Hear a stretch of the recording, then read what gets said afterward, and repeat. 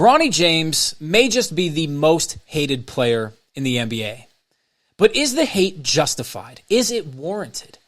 Well, in this video, you and I are going to be reacting to some of his high school highlights and then comparing that to his recent performance in the G League to see if he really is as bad as people say he is. With no further ado, let's dive right in.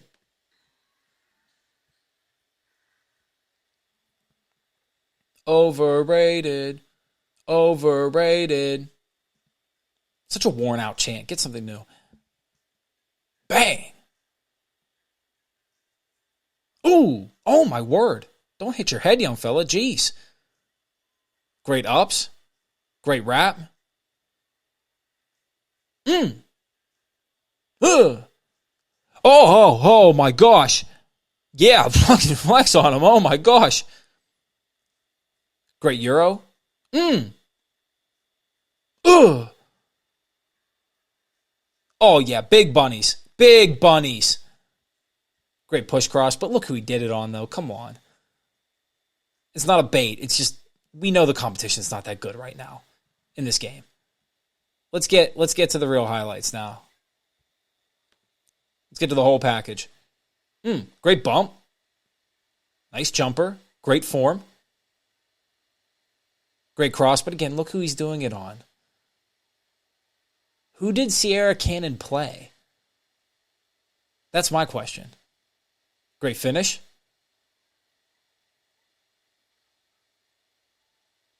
Great three. Way to do that off the catch, just pull it. If it hits your hands and you're any bit open, pull it. I don't care. Hand down, man down. Pull it. No question. Why create when you can shoot?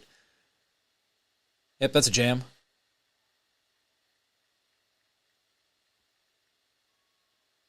Nice one hand. Pickup, pound, pickup. Great way to get to the rim. SWAT team, baby. SWAT team again. Oh my gosh. I really do remember having to wear those masks on our chins whenever we would play at the rec centers here in Pittsburgh. That drove me crazy. But you know what drove me even crazier? I'm sure you probably experienced this if you hoop. Putting it over your mouth and feeling like you're in the Mile High City trying to get conditioning work. It's ridiculous. Can't believe we actually went through that. Oh, good hezzy. A little sloppy on the dribble there. Didn't have a great angle either on that drive. Good swat. Nothing crazy. Okay. Push. Good find. Way to not oversell it with the eyes. Or rather, undersell it by looking him down. Yes, pull it right off the catch. Oh, butter. That's how you do it. Right off the catch. Way to hang that. Extend left hand. That's a good finish.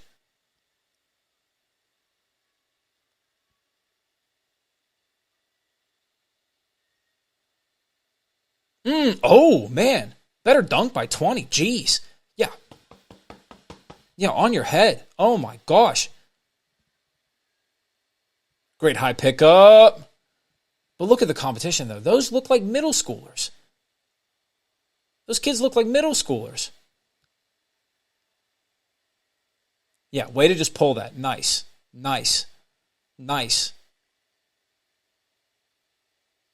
The stroke looks fantastic. His shooting form is great. Yeah, pull that immediately. Great shooting form in rhythm. You love it. Okay. First true super highlight there. Okay. Way to back up and dime that. I like that. Follow. Good bounce. Again, way to shoot that right off the catch.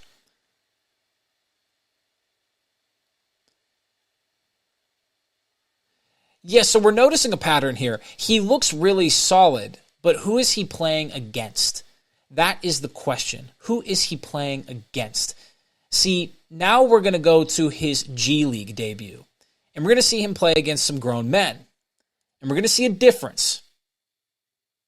We're going to see a big difference. Maybe.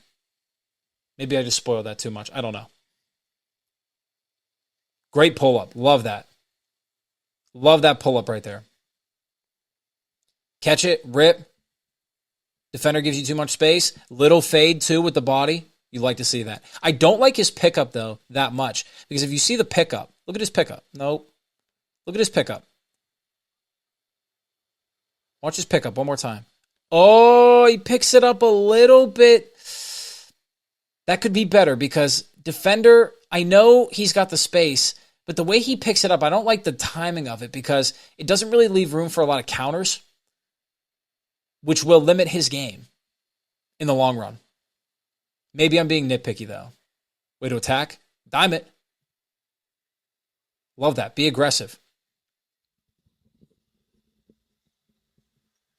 Way to have your hands active. Look for the ball. Yes, shoot it immediately.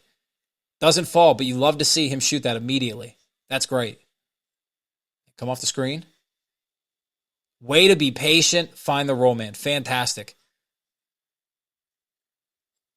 Way to be patient again. That little step right there. This little step right here. You see where his feet are? The way that he does that little stutter step, hangs the ball, then accelerates right to that floater. You make the big make a decision. Big's got the roll man. He can't recover in time. You're quicker than him. Make the big make a decision. What are you going to do? You going to come up on me? Or are you going to guard this? Doesn't make a decision. Enough space for the floater. Great play. Every lead guard needs that. You can't be a lead guard in the NBA or really at any high level if you can't do that play in and play out. Good recovery. Kind of a weaker finish by the offensive player, though. Okay, bang out. Don't know who that is, but good shot. Come off of this. Nice, nice. Way to keep the dribble alive. Way to attack. You make opportunities happen. Yeah, so what did we see out of these highlights? Well, in high school, he basically did a few things well. He shot really well off the catch. He attacked the rim and finished above players that were not as physically gifted as he is. And he was able to hit some shots in the mid-range whenever he would create. But by and large, he really just attacked downhill and finished over people that were smaller than him, less athletic than him, and he hit shots off the catch really well in high school, along with playing great defense. But how well does that translate to the league? Well, we see in this South Bay game, he shoots 2 of 10. He has 5 turnovers. There are things to love because he has 5 assists. He has 6 points. He looks more confident, more comfortable. He's playing with better pace. But you and I know this. I think we all knew this whenever Bronny James is coming into the league. He doesn't have the size to be a physical specimen. So if he's ever going to be a star, if Bronny James is ever going to be a star point guard, he's going to have to get a really good bag, and he's going to have to learn to play with a lot of pace and learn how to draw the perfect contact.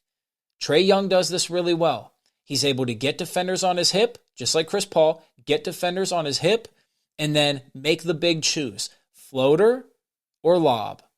Layup or lob. You make the big choose. If Bronny James can do that, he could be very effective.